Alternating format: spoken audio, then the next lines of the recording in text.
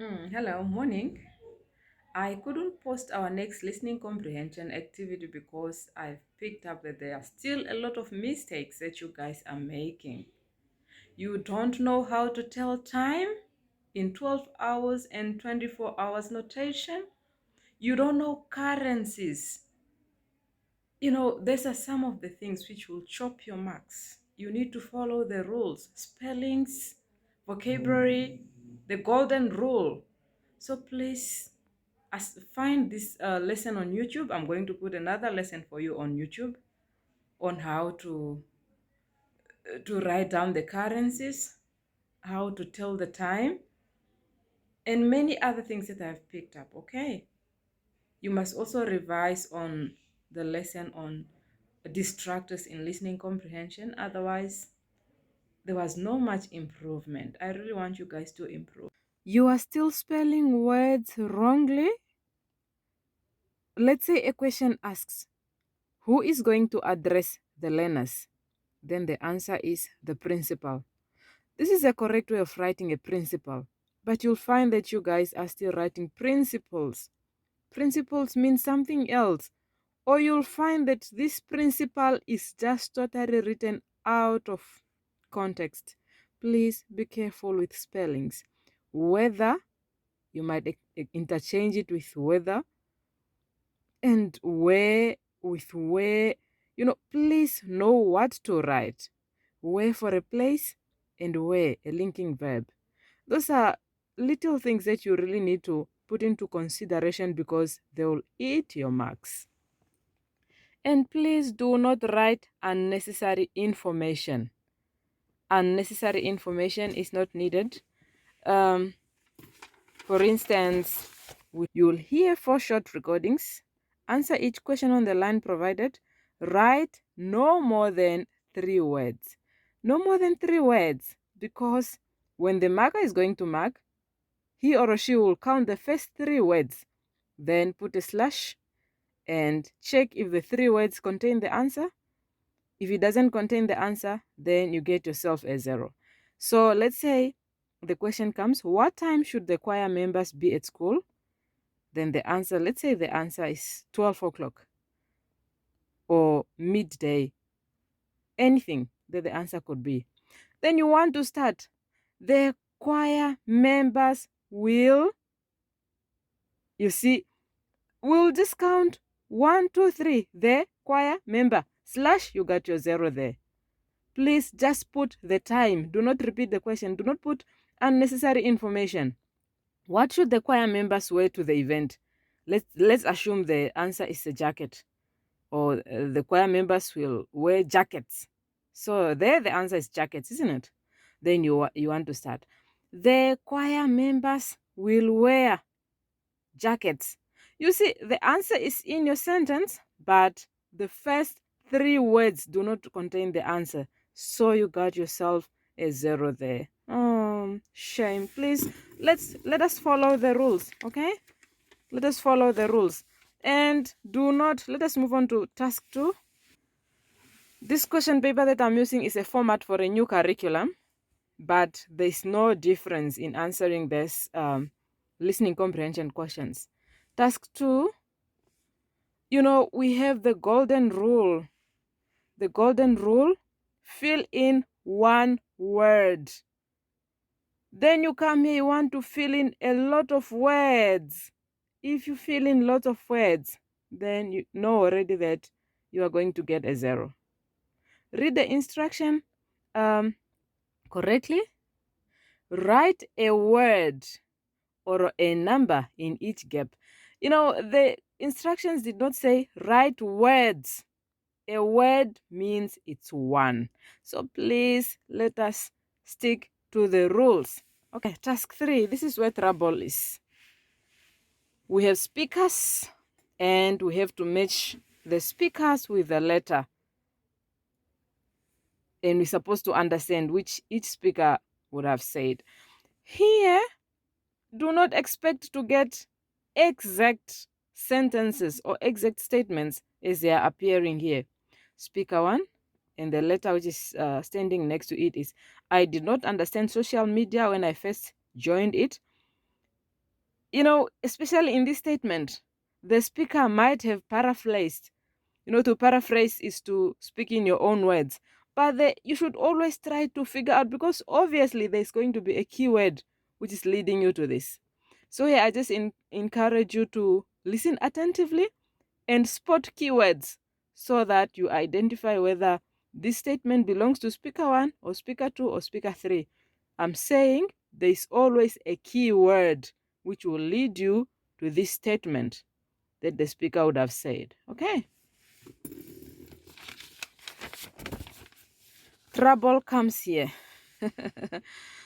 uh, I really don't understand how we do things. Here we are told to put a tick. Task 4. Go to your question papers and revise. Task 4, you put a tick. A tick is supposed to be this side. These are the appropriate boxes. Okay? The tick is supposed to go this side. A tick is not supposed to be anywhere here. No. A tick is not supposed to be here. No, no, no, no, no, no. Choose the correct answer to each question by putting a tick in the appropriate box. So the appropriate box is here. Now, if you find yourself in the event that you make a mistake, or let's say you put your tick here, then later on you realize, I think the answer is D. You cancel that one, then you bring to D. You put your tick here. Then when you're about to go to the next page, you realize, I think it's C. Then you come to C. You cancel. Then the second reading comes and you realize, I'm sure it's supposed to be B. Then you put B. So you see now, all here is dirty, isn't it? What I encourage you to do, you extend the box. Draw a new boxes here. Draw new boxes. You divide them very well. Then you put your new tick there. So task 5. Task 5. These are lengthy answers. But you see this space is put by the examiner. And it is assumed that your answer should fit there. I'm saying do not write unnecessary information. Write the answer as you hear it. And here, please be careful with prepositions. Prepositions, if you just change a preposition in a sentence, the sentence will read otherwise. It will mean something different. Let's assume the question says, where did the man sit? The answer is supposed to be, he sat on the bench. Then you write, he sat in the bench. Those are two different things, and you are going to get a 0. So please, my advice is pay attention, okay? Pay attention. On currencies, I really want you to know your own Namibian dollar sign. A capital letter N and a dollar sign, not just a dollar sign. UK pound, the sign is there. That is the sign of the pound. Euro, the sign is there. A yuan for Japan and China, they use yuans. The sign is there. A rand for South Africa, the sign is there. So please, when you give your answers, give them as correct as possible. Okay?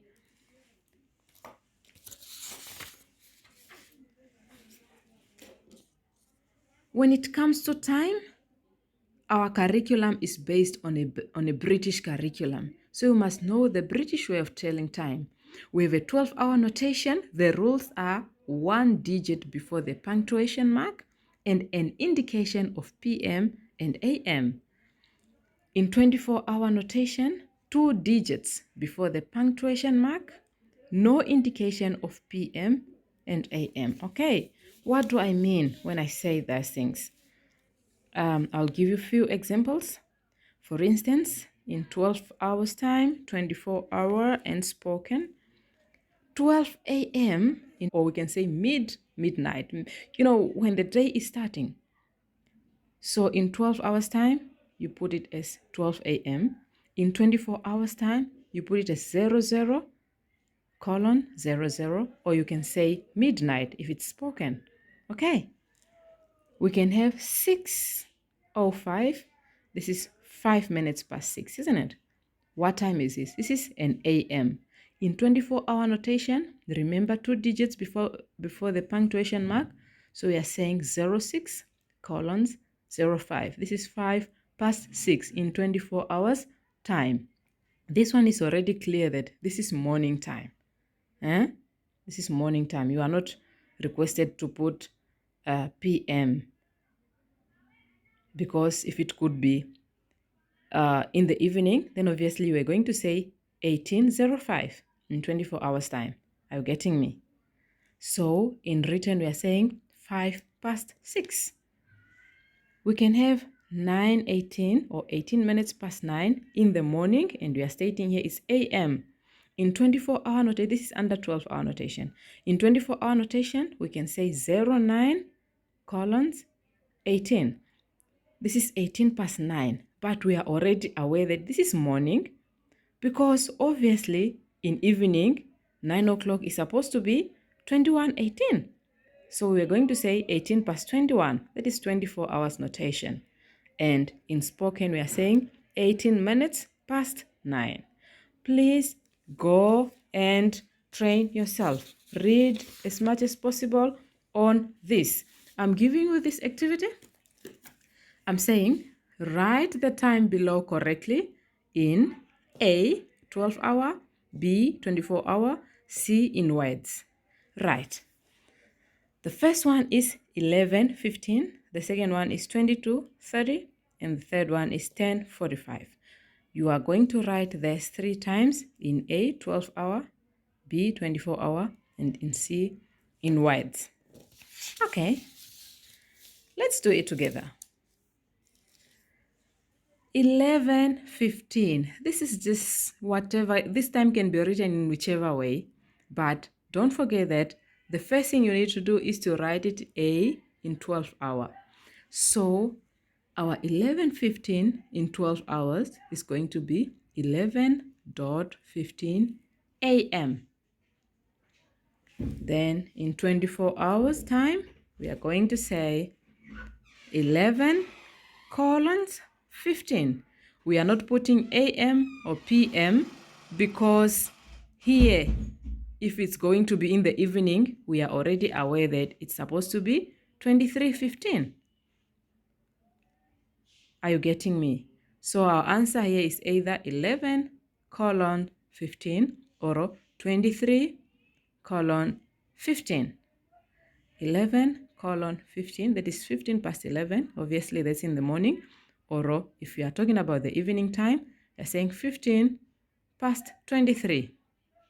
Then in spoken, we are saying quarter past 11 or 11:15 or 15 past 11. But this is so awkward. This is so awkward. The best way to say it is quarter past 11. Okay. Then we have 22:30. Write this time in 12 hour. Then we are saying 22 in 12 hour. We are going to say 10. Our 30 is still there. It's 10:30 p.m. because this time is in the evening. So in 24-hour notation, this was in 12-hour notation. In 24-hour notation, we are going to say 10:30. We are not going to put a PM or an AM because that's a rule. Or we are going to say 22:30. On how to tell some of these things. They are really needed. You can see my punctuation marker. Here with the 12 hours notation, I only put a single digit. 6:05 a.m. 9:18 a.m. because the rule said one digit before the punctuation mark, an indication of PM or AM. That is for 12 hour, and for 24 hour, 2 digits before the punctuation mark, no indication of PM and AM. Follow the rules. Please go and Google or find out, discuss with anybody else who's helping you so that you get these things right. Okay. I also want you to know this basics. If a clock, your watch, has 4 sections. Obviously, we have 12 o'clock here, the main one, 3 o'clock here, 6 o'clock here, and 9 o'clock here. From 12 to 3, here there's 15 minutes, and it's called quarter past. This is a quarter. Why is it a quarter? Because it's one piece of 4 pieces. 1, 2, 3, 4. This is quarter past because it's 15 minutes. If we add another 15 minutes, we go to half past. So this section, we call it past section of the watch. We move on from 6 to 9.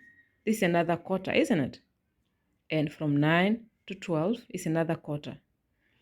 If we come here, our clock is always going this way, isn't it?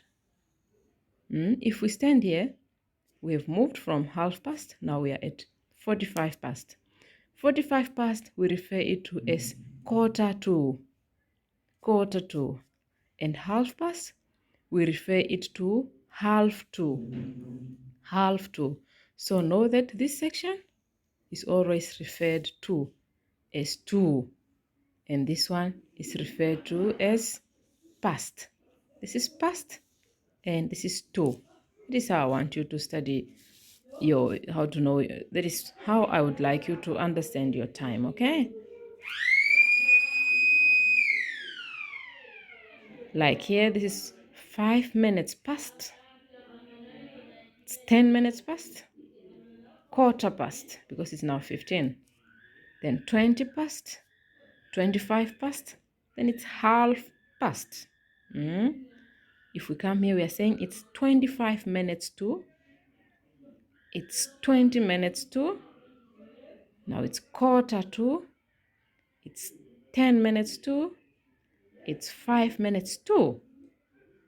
Know those basics. Then when you hear anything in listening concerning time, then you know how to write it. I also don't encourage you to write in words because you might spell things wrongly. Just know how to tell time in 12 hour and 24 hours, because let's say the question asks, what time will the learners meet? Then you are told that at the first passage, the rule says not more than 3 words. If your answer is midnight, then you are very lucky. But now if your answer is going to be 4:30 noon or something, then that means you have about 4 words. Read the instructions, follow attentively, know what you are doing, and please pass listening comprehension, because this is the most challenging paper, especially within us here in Namibia. I really want you to improve. I really want you to improve. So yeah, I'm a little bit disappointed, but I'm not worried because I know you will also try your best and pass. I'll also try harder to coach you so that you pass, okay? Share good ideas, study hard. Our time is gone. I want to see you at varsity next year. For the meantime, throw away whatever is not benefiting you and concentrate on your books. I've seen a lot of complaints. I've seen a lot of cries. Some of you went to universities, but you cannot graduate because of this English thing. I really feel sorry too, but you know, warriors don't give up. You try harder. And if you don't get it, you try even harder. Because if others can do it, why not you? Don't give up yet. Let us try together. You will make it. You will make it. I love you guys. Have a beautiful day.